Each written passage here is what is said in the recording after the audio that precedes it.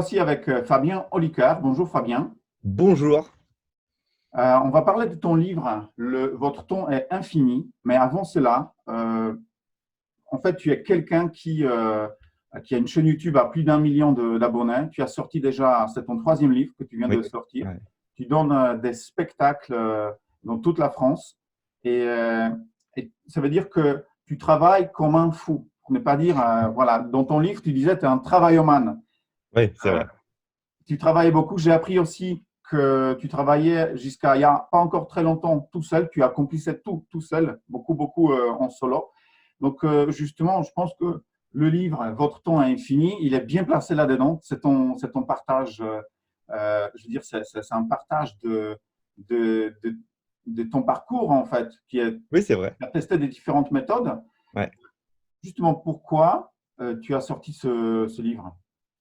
Bah, en fait, je crois que je l'ai sorti pour deux raisons. La première, c'est que, évidemment, c'est un livre que j'aurais aimé lire moi avant, ça m'aurait un peu guidé, mais aussi parce que de tout ce que j'ai pu faire ou écrire dans ma vie, c'est un sujet un petit peu que je mettais pas du tout en avant parce que je me sentais pas légitime. Le temps, l'organisation, le temps, ce qu'on peut en faire me passionnait. Mais je me disais, si un jour je parle de ça, tout le monde va se dire, mais qui continue à faire des spectacles ou des vidéos, qu'est-ce qui vient nous parler de ça, lui? Tu vois, je ne me sentais pas légitime du tout. Et puis, à un moment donné, je me suis arrêté il y a 1 an et demi où je me suis dit, mais enfin là, Fabien, tu viens d'accomplir tout ça dans ta vie professionnelle et ça dans ta vie personnelle. Je pense que tu as le droit aujourd'hui d'en parler et ça me tenait à cœur de partager ça en fait. Il n'y avait pas une volonté de dire j'ai trouvé un truc miraculeux ou quoi, c'était plus de dire je crois que mon parcours est assez atypique pour que j'ai envie tu vois, de l'expulser de ma tête et de le partager, là. D'accord.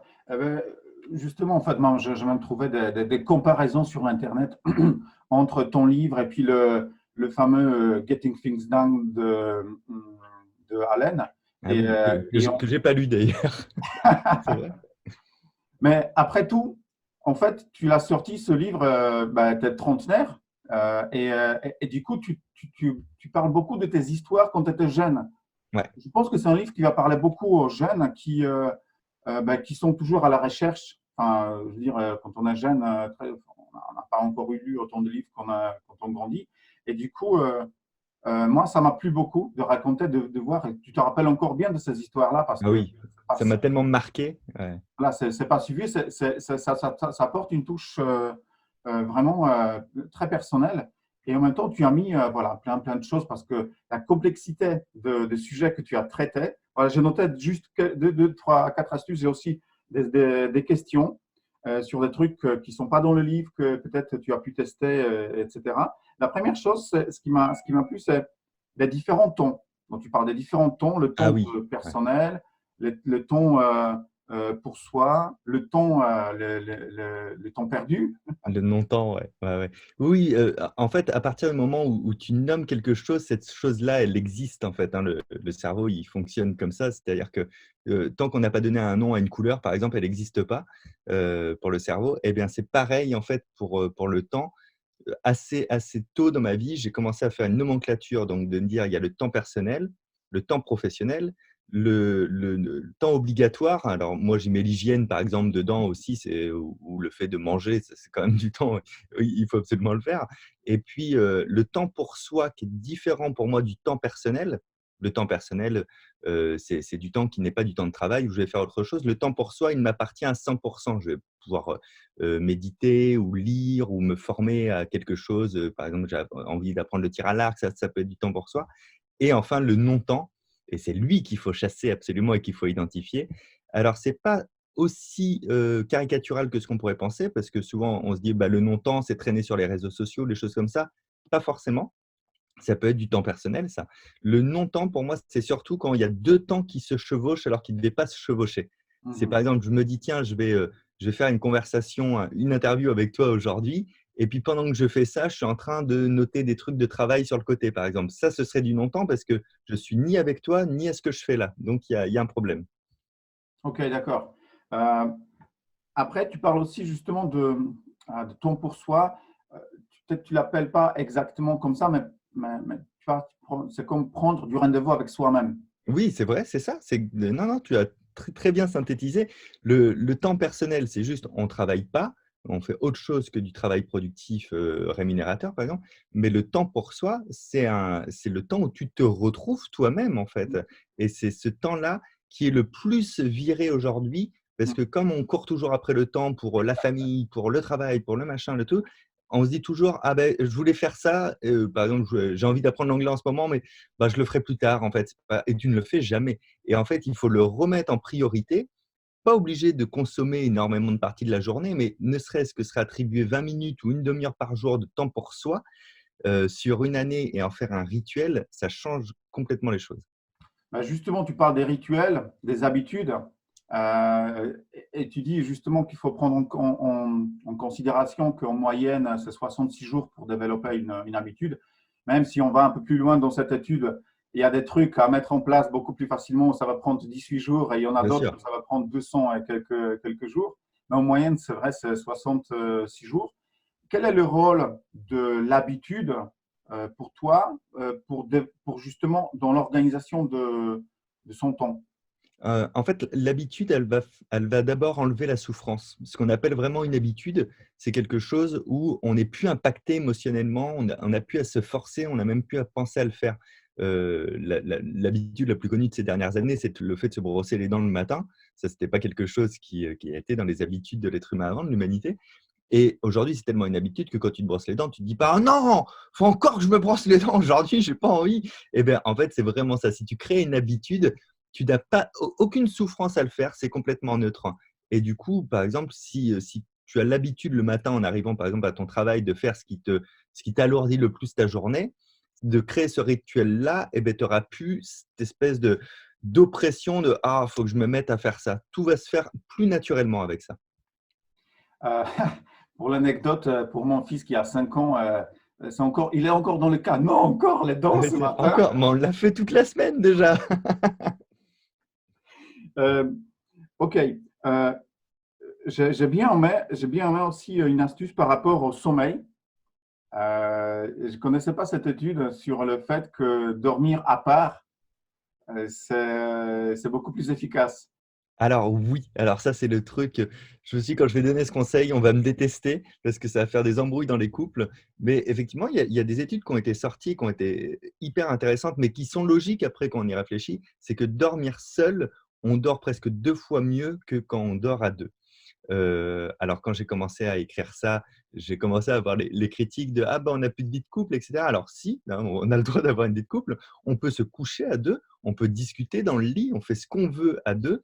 Mais après si on veut avoir un sommeil optimisé pour les 2, il faut se séparer au moment de dormir parce qu'on a sa propre respiration, ses propres mouvements, son propre coucher, son propre réveil et je prouve ce que je dis parce que là dans mon bureau, j'ai un petit lit, tu vois, qui était là sur le sol. C'est-à-dire que si j'ai besoin de dormir peu, il vaut mieux que je dorme seul pour avoir la même qualité de sommeil que si j'avais passé une nuit entière naturelle, mais avec ma compagne. Mhm. Euh, Moi, ça m'arrive, hein, je veux dire, là, dans la vie de couple avec un enfant qui nous chamboule les nuits, c'est vrai que je dors à part Ouais. et je dors mieux. Mais ce que je fais en plus, moi, je ne sais pas si tu as pu tester ça, ça vient de la méthode de professeur Bouteiko. J'utilise en fait un scotch hypoallergique et je scotche ma bouche pour ne Oh pas, non, je ne connais pas du tout. pour ne pas respirer, pour ne pas respirer avec la bouche, pour ne pas me déshydrater. OK. Je respire uniquement par le nez. Et, Ah bah, écoute, je ne connaissais pas, mais c'est pour hyper intéressant. récupération, il est juste formidable. Donc, voilà, si je peux donner une astuce, Ah mais moi je collecte, toutes les astuces, tu vois? Mon chemin est loin d'être fini, c'est ça qui est chouette, et en ayant écrit un livre sur ce sujet, je fais que de rencontrer des personnes comme toi qui m'apprennent un truc en plus et je suis super friand de ça. Mais la déshydratation nocturne, je me suis jamais intéressé au sujet, mais moi je bois énormément le matin, je suis sec complètement, donc c'est hyper intéressant. ça change beaucoup. Hein. Donc, voilà, OK, je super. partage, dès que je testais, je partage ça à tout le monde. OK. Je fais des vidéos, je partage aussi souvent. Une autre question que je me posais en lisant le livre, quand tu as beaucoup de projets, des différents projets, notamment les spectacles. Hein. D'ailleurs, le 20 novembre au Zénith de Paris, c'est le prochain spectacle. D'ailleurs, le lien, on le met en dessous de la vidéo. Euh, le, le mind mapping, Est-ce Ouais. que tu as pu tester parce que c'est un outil aussi de réflexion, c'est un outil où on peut planifier les projets, etc. Tu n'en parles pas dans le livre, mais est-ce que c'est quelque chose est-ce que c'était volontaire ou est-ce que tu n'avais pas le temps ou c'est Bah, pas en quelque fait, chose que tu appliquais? j'avais surtout déjà traité du mind map dans mon premier livre. Donc, je me suis dit, ça fait redondant. Mon éditeur m'avait dit, bah, non, tu peux le mettre parce que qui lit l'un ne lit pas forcément l'autre. Et la preuve, il avait raison. Mais j'ai pas osé. J'ai eu l'impression que j'étais un peu escroc si je me répétais un peu. Mais le mind map, les cartes mentales, je m'en sers énormément. Déjà, bon, pour la mémoire. Et je transmets ça au plus grand nombre pour la mémoire et à tout âge. En plus, on peut se servir du mind map. Et je m'en sers pour construire ma pensée et ma réflexion. C'est-à-dire que je sais que la pensée, elle est vraiment aboutie une fois qu'on discute avec quelqu'un. Si je veux t'expliquer ce que j'ai en tête là, je vais mieux le comprendre moi-même en te l'expliquant, tu Mhm. vois. Et le mind map permet ça, effectivement, de poser son idée centrale et de parcourir vraiment les racines de sa propre réflexion tout en les traçant. Et en plus, on fait preuve de tous les sens cognitifs d'un coup, ce qui nous permet aussi de mémoriser plus facilement pour le cerveau et d'identifier les problèmes ou les solutions plus facilement. Ok, super. Ouais, pour l'anecdote, je suis co-organisateur de championnat de France de mind mapping, c'est pour ça que j'en parle aussi. Formidable. Ah bah oui, oui. Bah, ce livre, Votre temps est infini, je l'ai d'abord rédigé en mind map. Donc toute la D'accord, ah ben structure, voilà, super. Ben voilà la réponse, super. C'est vrai que je n'ai pas lu ton premier livre qui s'appelle Votre cerveau est extraordinaire. exactement, ouais, c'est ça. Voilà, c'est ça, qui s'est vendu à plus de 100 000 Ouais, exemplaires. ouais. Si ce sera possible, hein, pour lesintelligences.com, si je pourrais Bien t'interviewer sûr, avec plaisir. dans l'année, peut-être avec. J'ai encore deux questions. Une qui traite beaucoup d'actualité, ça veut dire le confinement. Ouais. Voilà, on sait que ça va passer. Mais maintenant, quand on parle des habitudes, on parle de voilà qu'il faut 66 jours pour changer les habitudes. Et aussi, il y a une chose euh, qui est comment dire fondamentale dont ce sont je veux dire, d'une part, je vais réussir à m'expliquer, mais c'est assez tordu comme idée, mais le fait que je vais changer de nouvelles habitudes, euh, le fait qu'il y a justement un chamboulement comme maintenant. Là, j'avais mes habitudes qui étaient bonnes. Les enfants, par exemple, si je parle d'une vie de famille avec les enfants, j'ai ma routine, je vais faire ci, je dépose mes enfants, etc., etc. Tout a changé du jour au lendemain. Donc, en fait, c'est comme on dit que dans la vie, il y a des événements comme ça majeurs. La naissance d'un enfant, ça Ouais. chamboule complètement les habitudes. Le déménagement, ça aussi chamboule. Mais d'une part, ça peut chambouler, mais d'autre part, c'est une superbe occasion pour développer de nouvelles habitudes.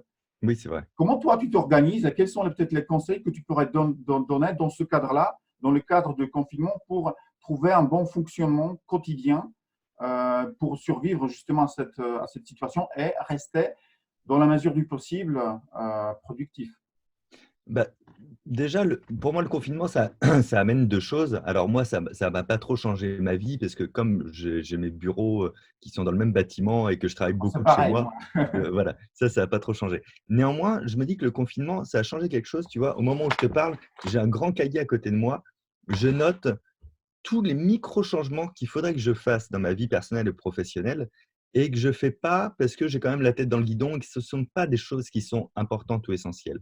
Je me dis, c'est le moment quand même pour faire un dézoom, que là où tout s'est arrêté pour tout le monde en même temps, est-ce que quand je vais reprendre, je dois reprendre en mode automatique ou est-ce que ce n'est pas le moment de me poser des questions et de remettre un petit peu en cause, sans vouloir tout changer, mais de remettre en cause tout ce qu'on fait naturellement, c'est-à-dire les habitudes qu'on n'a pas forcément décidées également. Donc, je suis en train de tout noter en ce moment, tout ça, comme ça me vient. Et je pense que c'est une bonne chose que tout le monde peut faire. C'est-à-dire que toutes les personnes qui se disent «Mais moi, j'ai jamais le temps de voir machin» ou «J'aimerais faire ça depuis des années et je ne le fais pas», il faut absolument mettre en place une méthode qui va permettre de faire tout ça après le confinement. C'est pas normal de ne pas avoir votre propre temps pour vous. Après, pour survivre pendant le confinement, je pense que le meilleur moyen, si on a des problèmes organisationnels en général, c'est parce qu'on vit avec d'autres personnes. La vie de famille, les enfants, et que c'est pas simple quand on est confiné. Et la seule bonne méthode, c'est de récupérer vraiment du temps, au moins 1 ou 2 heures, et donc de se lever plus tôt. Donc, ça peut être de mettre en place un petit sommeil polyphasique. mais pas énorme. Ça veut dire, par exemple, dormir 6 heures ou 7 heures et faire une sieste de 20 minutes dans la journée. Mhm. Donc, si vous avez des enfants, dormez avec eux. Dormez vraiment avec eux parce que vous allez recharger votre batterie lors de la sieste pendant qu'ils font la leur. Faites la vôtre absolument. Le corps humain, au niveau de slot d'énergie, il est nourri par trois choses, par la nourriture, par l'eau et par le sommeil. C'est ça qui va le redonner le carburant. Donc, beaucoup s'hydrater pendant le confinement, ça c'est très important parce qu'on ne fait pas attention à l'énergie qu'on dépense parce que c'est une autre forme d'énergie, ça encore. Bien se nourrir, ça c'est logique, mais surtout peut-être faire une sieste en pleine journée pour se redonner l'énergie de ce rythme qu'on ne connaît pas chez soi. Mhm. Oui, avec les sommeils, dernièrement, voilà, j'ai entendu parler quelqu'un dire que le sommeil, euh, il est 3 fois plus important que la nourriture. Pourquoi Oui, il est arrivé à ce constat? Parce qu'on peut survivre sans nourriture pendant 30 jours, mais ouais. sans sommeil, on peut survivre seulement 10 jours. Et c'était une torture qu'on appliquait hein, en temps de guerre pour faire parler des prisonniers. On faisait de la privation de sommeil parce qu'il n'y a rien de pire. Et d'ailleurs, on le voit quand quelqu'un manque de sommeil, il commence à être irritable et puis tout devient insurmontable, etc. Tu le fais dormir 20 minutes, et ben juste après, il est dans… Tout paraît beaucoup plus clair et beaucoup plus simple. Donc, ouais, le sommeil, c'est très important pour ça. Un dernier point que je voulais traiter avec toi, c'est le tableau que j'ai ici aussi, c'est la fameuse matrice Eisenhower. Ah, J'étais très content de la retrouver dans le livre, hein. C'est ce que j'utilise au quotidien. Euh, comment toi, tu te sers de cette matrice? Heu, moi, alors je m'en sers en perso, je m'en sers en pro et j'ai amené toutes les personnes qui me côtoient à l'utiliser. Même pas qui travaillent avec moi, hein, qui me côtoient. C'est-à-dire que même, ma compagne ou mon meilleur pote, comme j'en avais marre de les entendre dire, «Je suis débordé et tout, j'ai trop de choses à faire». Cette phrase, elle est terrible, «J'ai trop de Ouais. choses à faire». Il m'a dit: «Il faut que tu utilises ça» et ce qui est marrant, c'est que quand tu présentes l'outil la première fois, les gens se disent: «Oui, non, mais ça, c'est rien». Bah, tu dis: «Vas-y, remplis-le» et ils te mettent tout dans important et urgent, hein, dès le départ, parce qu'il faut un vrai recul. Donc moi, les importants et les urgents, c'est les choses où je pense que je suis irremplaçable. C'est-à-dire que, par exemple, notre interview est important et urgent. Il y a personne qui peut le faire à ma place, avec toi. Après, il y a les urgents et pas importants, ce sont des choses que je vais déléguer au maximum. Donc, si c'est professionnel, même si c'est personnel, je vais chercher à me faire accompagner, à déléguer, à me faire aider, parce que c'est urgent, mais c'est pas essentiel que je sois dessus. J'ai vu, en fait, c'était vraiment superbe astuce par rapport à la conciergerie. Oui, bah, oui, oui, oui, avec, oui, oui, moi j'utilise un service qui s'appelle Clack, conciergerie en ligne. C'est-à-dire que des fois quand tu dis: «Ouais, moi je peux pas déléguer dans ma vie personnelle», si, il y a des petites solutions en fait, on peut le faire. Et ça, c'est la conciergerie, ça coûte vraiment pas très cher pour des tout petits services. L'autre jour, j'ai encore dû faire livrer des clés à l'autre bout de Paris. Je suis passé par ça m'a coûté 7 €. Ça m'aurait pris vraiment, je pense, 2 heures et demie de ma journée si je l'avais fait moi-même. Donc, c'était hyper intéressant de le faire et puis la charge mentale, elle a fait «wout», c'est passé Exactement, complètement. c'est super. Il y a une autre matrice aussi, peut-être, tu n'en as pas parlé, mais on pourra peut-être discuter tout de suite. C'est une matrice c'est impact énergie en fait. Ah oui, oui, oui, c'est très important pour moi ça aussi, ouais. Dans un livre que je suis en train d'écrire en ce moment, je parle de l'énergie, c'est la seule chose sur laquelle j'ai volontairement fait l'impasse dans ce livre-là parce que je voulais le traiter plus en profondeur une autre fois. Mais impact énergie, l'énergie, tu vois, l'énergie est liée au temps déjà dans la physique, Oui. et l'énergie, c'est ce qu'on a de plus précieux et c'est pour ça que tu parlais du sommeil tout à l'heure, c'est lié à l'énergie, hein. Heu, Ce qui va me prendre 20 minutes pour quelque chose, de basique peut me prendre 40 minutes d'énergie. Je te donne un exemple concret. Appeler un service administratif, c'est un truc, ça me fait une charge mentale terrible. Ça me prend énormément d'énergie personnelle, 2 fois plus que le temps que j'y passe. Par contre, faire la vaisselle, bah, bizarrement, je m'en fous. J'ai ni plaisir ni déplaisir. Donc, faire la vaisselle, ça me prend très peu d'énergie. Donc, en fait, il faut effectivement, tu as raison, utiliser des systèmes pour voir aussi que notre énergie de la journée n'est pas infinie et qu'on ne peut pas puiser dedans. C'est pas parce que ça rentre dans l'agenda que ça rentre dans le cadre de l'énergie, quoi. Mhm. Ben, sur ce, je te remercie beaucoup. J'ai une dernière observation parce que je sais que tu es aussi un lecteur rapide. Oui. C'est le fait Parce qu'il y a des personnes qui, en regardant Fabien Olicard, qui fait tellement de choses, ça peut avoir même pas un verse de motivation, en fait. Oui, c'est vrai. Comment il fait tout ça? Et, euh, et moi, j'observe aussi une chose parce que la lecture rapide, c'est quelque chose que j'enseigne et c'est quelque chose, enfin, c'est mon domaine d'activité. J'ai même mené une étude scientifique au CHU de Ok. Marseille à ce sujet. Et, euh, et ça revient souvent à la charge mentale et c'est notre capacité de charge mentale. Ouais. Donc, euh, je vois cette agilité mentale pour toutes les personnes qui pratiquent la lecture rapide. Ils ont une agilité mentale qui est aussi beaucoup développée. Et voilà, c'est mon petite observation par rapport à C'est cette intéressant ça. question. Ah, c'est assez intéressant. Je suis en train de terminer mon 4e livre qui est sur l'agilité mentale. Donc, tu viens de spoil. Mais du coup, ok, le parallèle est intéressant parce que, en plus de ça, il a fallu se déconstruire et accepter qu'on peut lire vite et comprendre aussi. Mhm. Donc, tu t'enlèves la pression de… Parce que j'imagine que quand tu l'enseignes, la première chose qu'on te dit, c'est oui, mais moi, j'aime prendre le temps de lire et puis c'est Exact. important de comprendre. Mais tu vas comprendre et tu vas prendre quand même du temps pour lire agréable. Ah, c'est passionnant. Merci pour cette piste. Merci pour ton interview. Et encore une fois, pour tous ceux qui veulent te suivre le 20 novembre au Zénith de Paris, Exactement. Et spectacle, merci beaucoup pour ta spectacle gentillesse. C'est très intéressant. inédit. Merci beaucoup et à très bientôt. Au revoir.